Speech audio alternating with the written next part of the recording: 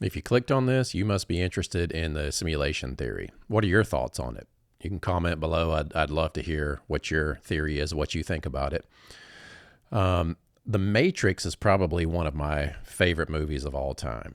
And if you're interested in the simulation theory, it's probably one of your favorite movies as well, or at least the idea of it. Maybe you're not a big sci-fi fan, but the idea that our consciousness is living out a reality that's limited and there's a greater reality. You know, you go all the way back to Plato with the allegory of the cave. And basically it was the idea is people sitting in a cave looking at a wall with a fire behind them, and all they see are shadows in front of them. And they live their whole life only seeing shadows, not knowing that there's a greater reality behind them that's actually casting the shadows, the greater reality of where the shadows are coming from. One of my favorite early ideas of simulation theory came from Renee Descartes, kind of considered the father of modern philosophy. He boiled everything down to, I think, therefore I am. And how did he come to that conclusion? It's interesting. 17th century or so, I think when he was about 23 years old, he had this experience where he had a series of 3 different dreams, and it kind of shook him, and it kind of began his journey into scientific theory and the theory of thought, and just studying that whole world of philosophy. And his journey was to doubt everything. And he came up with this idea of an evil genius or an evil demon that's creating a reality for him, or specifically, as he called it, deceiving him about everything. So he kind of launched into this journey to question and doubt everything and reduce everything down to its simplest form. And he ultimately came up with this idea. The only thing that I know that's true is I think, therefore I am. And that's a statement of the recognition of consciousness. And our so there's all kinds of theory about consciousness now. Where does it come from? Does the brain produce consciousness, or does the brain process consciousness? In other words, is your consciousness greater than your physicality? Is your consciousness in another dimension or originating from another place, being filtered into our physiological body, our physical body, and then expressed in this world?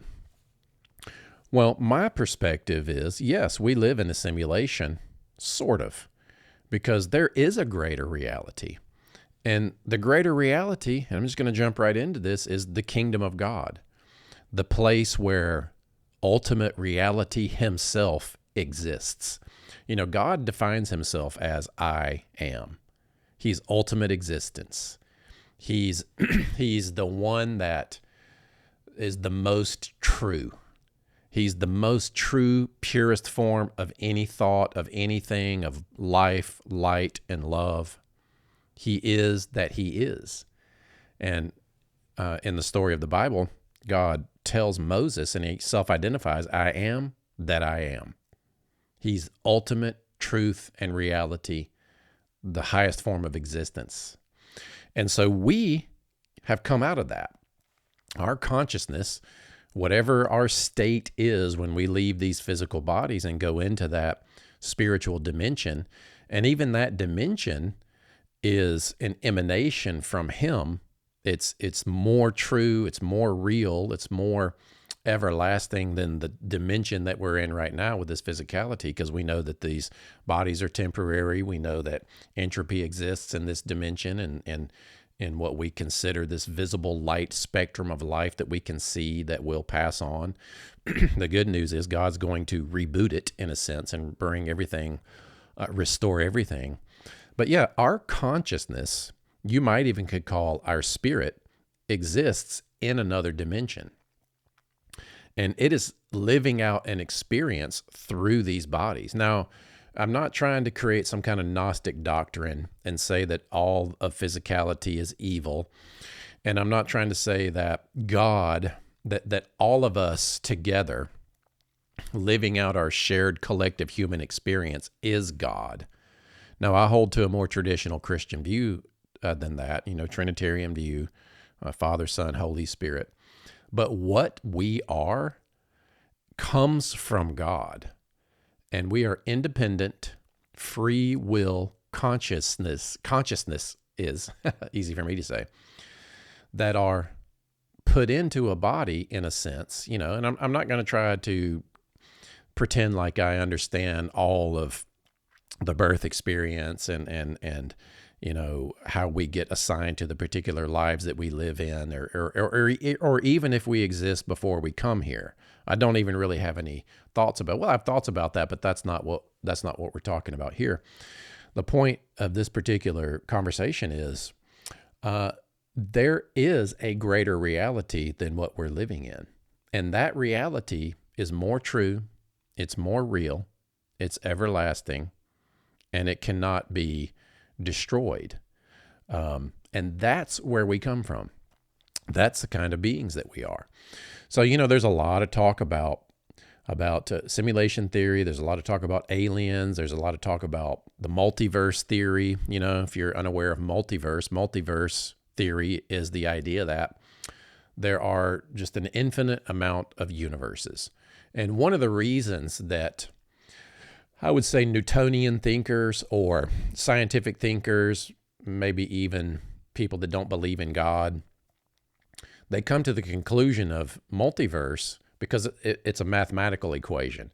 Then our existence and the uniqueness of our planet and where we are in the universe, and the fact that so far we seem to be the only sense of life in our solar system, in our galaxy, and some would posit even in the entire universe, because we would see some kind of evidence. Now, people push back against that. But the idea that the multiverse giving reason to why we exist is this. Multiverse theorists would say, sounds like ancient alien theorists say, multiverse theorists say that we're just one of an infinite amount of universes. And so it makes sense that in one of those infinite amount of universes, that there would be organic processes grow, cellular life grow into what we are as human beings. So it's just the odds. You got all these chances out there. Of course, there's multiple universes out there. And so we're just by chance, the lucky ones with the odds are us existing because there's an infinite amount of universes. So there's probably a better way. I said that a little bit clunky, but here's the reality. Yeah, we do live in a simulation in a sense. It's real and it's true, but there's a greater reality. And see, this is why we have to let Christ change us, because in God's dimension, it's perfect light. He himself is perfection. And for us in our state, which is sinful and dark, because we've chosen that path for ourselves, and it's not just affected your body and your worldly life, it's affected your spirit too. See, we are dead in our sins. What we are at our core, you could call our spirit, our inner man, the eternal aspect of ourselves, it can die. But not death in a sense that it's an end, but death in a sense that it's a state. So death is a state of existence rather than an end to an existence. So when you live in sin and darkness and deception, you're in that state of death. And when you come out of your body into that more eternal dimension, and if you're still in that death state, you're still in that dark state, you can't resonate in the frequency of light. You can't resonate in the frequency of perfection, where God is, where life itself is, where love himself is, where all that is comes from. You have to be changed. You have to be affected in order to cohabitate and resonate within him, within his light. And that's what Christ is about. Christ is about redeeming us back into the light. So God made this planet. He made humans. He made free will beings. He put us on this planet and gave us dominion over this planet. In a sense, we have sovereignty over our own selves and our own lives. And then how we live in this life matters, because there is a sense of morality in the perfect light that we cannot get ourselves into through right behavior. We have to be changed. So he gave us dominion, and we chose our own path. We chose to judge good and evil for ourselves, and we've all sinned, which kills us spiritually. And so therefore you have to be resurrected, and you can't do that on your own. And that's what Christ did. God, in a way, in a miraculous extension of his love toward humanity, limited himself to become human, and he entered into our darkness. He became like us so that he could know what we go through, but more than anything, he became like us so that on behalf of all humanity, he could face and destroy the power of sin and death and darkness, and deliver us from darkness, from the power of darkness, and from the power of that death state. And so it's not, to me, it's less of a religion, and it's more of a yielding to a being that is the ultimate being that likes me and loves me and wants me to be with him and enjoy life in his eternal realm, life in his kingdom, wants me to be with him. He wants to even be a father to me. And so I must let him change me. Now, I can't do that on my own. I can't be good enough on my own. I can't become light on my own. I cannot meditate and transcend the darkness which is within me. But he made a way through Christ for me to receive what he did for me, because Jesus Christ shed his blood. And now why blood? Not because God's an angry pagan God that needs to kill somebody, but you got to remember the life is in the blood. So what Jesus did was he poured out his life. He resonated perfection into this dimension as a pathway for us to enter into that perfect light.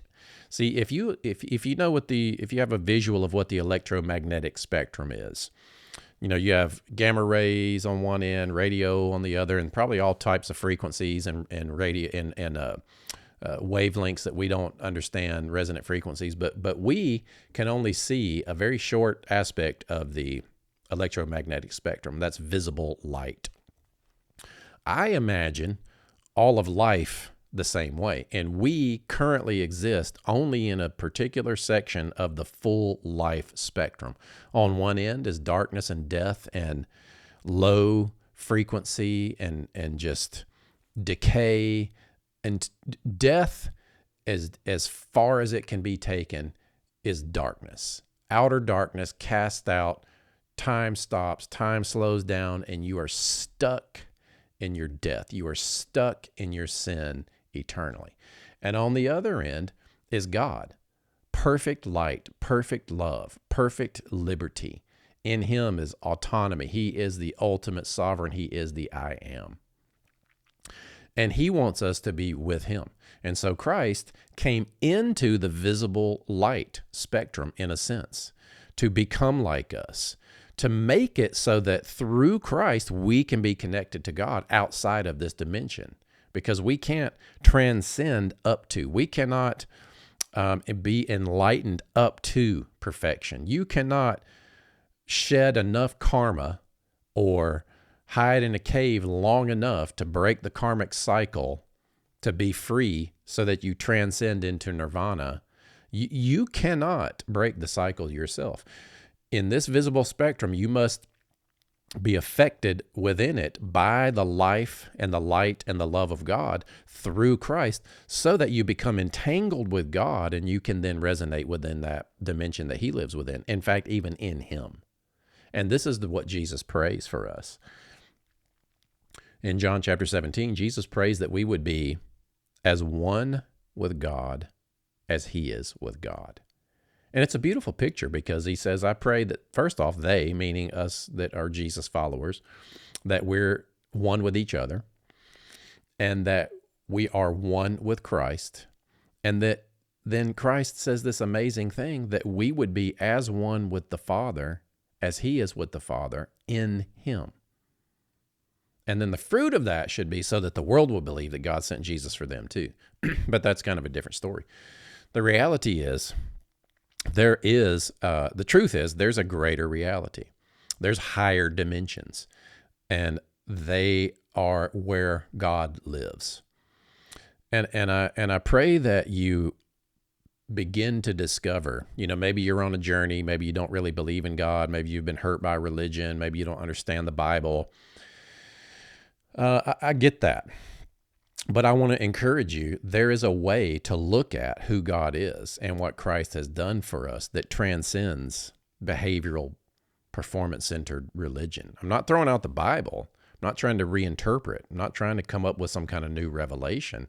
I'm just trying to kind of use an understanding that makes more sense to us in this day, because when we think of sacrifice, we think of an angry God that had to kill something so he could be happy. And that's not what it's about. God stepped into our darkness, shed his perfect life, so that through that life, it says that we enter into his presence through the blood of Christ. We draw near through the blood. And when you understand quantum entanglement, it's as if that blood, that life blood of Christ that is shed, that we believe and assimilates into us, and then he puts his spirit on the inside of us. It's as if from his place of perfection, he unites himself to us, even in this visible, temporary simulation that we're living in. And in it, we're connected to him, so that when we die, we transcend. And to be absent from the body is to be present from the Lord. If you've been born again, if you've let him cleanse you, if you've let him sanctify you and make you holy, he does the work. It's the blood of Christ that does that work, that plucks you out of darkness and makes you able to resonate in his perfection. And you just trust that what Christ did was for you, or you enter into that state of outer darkness. And it's not because you say no to him that he then punishes you and sends you to hell. It's not really that. It's that because you reject the offer to be made light in him through Christ, the light of the world, you then end up in outer darkness because you cannot cohabitate in God. It's destruction for you. And that's the second death, to face the fire of who God is into destruction, into that lake of fire. So, some of you that are more traditional thinking don't like this kind of language, but those of you that are seeking, maybe this helps you kind of understand a little bit. You can break free from darkness and death, because you're going to come out of your body at some point. What you are is the kind of being that will live on, and your consciousness will live on. So I want to help you know that through Christ, you can be forgiven, you can be changed, transformed, and you can be given the right to become a child of God and then live in his kingdom. And then we go on from this life and have a much more true, enduring life of perfection in him. And I want to see you there. So let me know your thoughts on this. Let me know the kind of thinking that this sparks for you. And if you have any questions, or maybe you want to share your story, your testimony of encountering God, I love these near-death experience stories where people see the man of light. I could rabbit trail off into that, but I'll close this one out here. Thank you so much for clicking and watching. Let me know your thoughts and comments. I love to be active in the comments. I want to hear your thoughts and engage with you. So thanks for clicking, and keep moving forward in every area of life. God bless you guys.